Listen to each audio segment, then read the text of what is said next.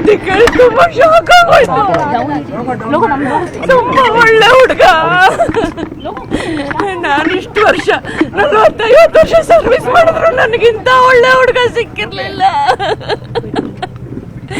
ಎಲ್ಲಾ ಕ್ಷೇತ್ರದಲ್ಲೂ ಒಳ್ಳೆ ಹೆಸರು ತಗೊಂಡಿದ್ದ ಒಳ್ಳೆ ಹುಡುಗ. ಅಪ್ಪ, ಇಷ್ಟು ಬೇಗ ದೇವ್ರು ಯಾಕೆ ಅವನಿಗೆ ಕರ್ಕೊಂಡ ಅಂತ ನನಗೆ ತುಂಬಾ ದುಃಖ ಆಗ್ತಾ ಇದೆ.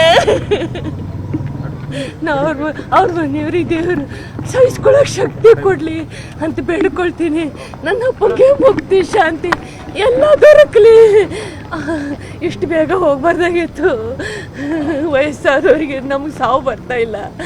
ಇಂಥ ಚಿಕ್ಕ ಮಕ್ಕಳಿಗೆ ಯಾಕಪ್ಪ ಕರ್ಕೊಂಡು ಹೋದೆ ಪರಮಾತ್ಮ?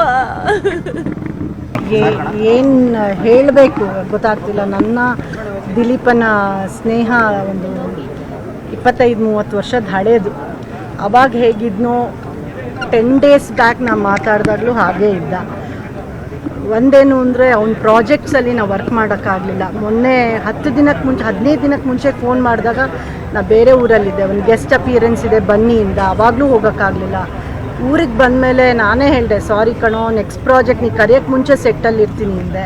ಆದರೆ ಇಂಥ ಸ್ಥಿತಿಲಿ ಅವನು ನೋಡ್ತೀನಿ ಅಂತ ಖಂಡಿತ ನಾನು ಅಂದ್ಕೊಂಡಿರಲಿಲ್ಲ. ಈ ಥರ ಎಲ್ಲ ಆಗೋದ್ರೆ ದೇವ್ರ ಮೇಲೆ ನಂಬಿಕೆನೇ ಹೊಟ್ಟೋಗುತ್ತೆ ನಮಗೆ. ಇಂಥ ಒಳ್ಳೆ ಮನುಷ್ಯ, ಟ್ಯಾಲೆಂಟೆಡ್ಡು, ಎಲ್ಲರ ಜೊತೆಗೂ ಸಹಜೀವಿ, ಯಾರ ಜೊತೆಗೂ ದ್ವೇಷ ಮಾಡೋದು ನನಗತ್ತವ್ರಿಗೂ ನೋಡಿಲ್ಲ.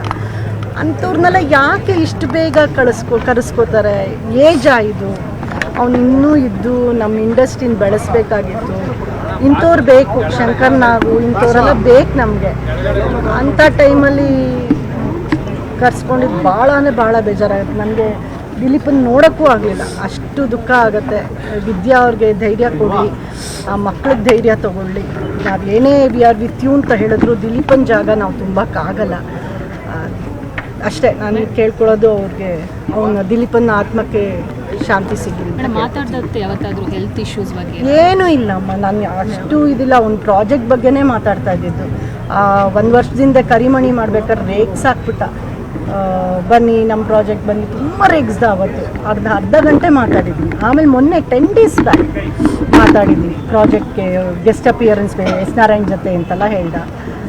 ಬಟ್ ನನಗೆ ಅದೃಷ್ಟ ಇಲ್ಲ ಅವ್ನ ಪ್ರಾಜೆಕ್ಟಲ್ಲಿ ಮಾಡೋಕ್ಕಷ್ಟೇ, ಏನು ಮಾಡೋಕ್ಕಷ್ಟೇ. ನಿರ್ಭೀತ, ನಿಷ್ಪಕ್ಷಪಾತ, ವಿಶ್ವಾಸಾರ್ಹ ಸುದ್ದಿಗಳಿಗೆ ಮತ್ತೊಂದು ಹೆಸರಾಗಿರುವಂತ ನ್ಯೂಸ್ 18 ಕನ್ನಡ ಈಗ ಆಪ್ನಲ್ಲೂ ಲಭ್ಯವಿದೆ. ದಯವಿಟ್ಟು ಇಲ್ಲಿರುವ QR ಕೋಡ್ ಅನ್ನ ಸ್ಕ್ಯಾನ್ ಮಾಡಿಕೊಂಡು ಆಪ್ ಅನ್ನ ಡೌನ್ಲೋಡ್ ಮಾಡೋದಕ್ಕೆ ಮರಿಬೇಡಿ. ನಿಮ್ಮ ಬೆಂಬಲ ಹೀಗೆ ಸದಾ ನಮ್ಮೊಂದಿಗಿರಲಿ. ಧನ್ಯವಾದ.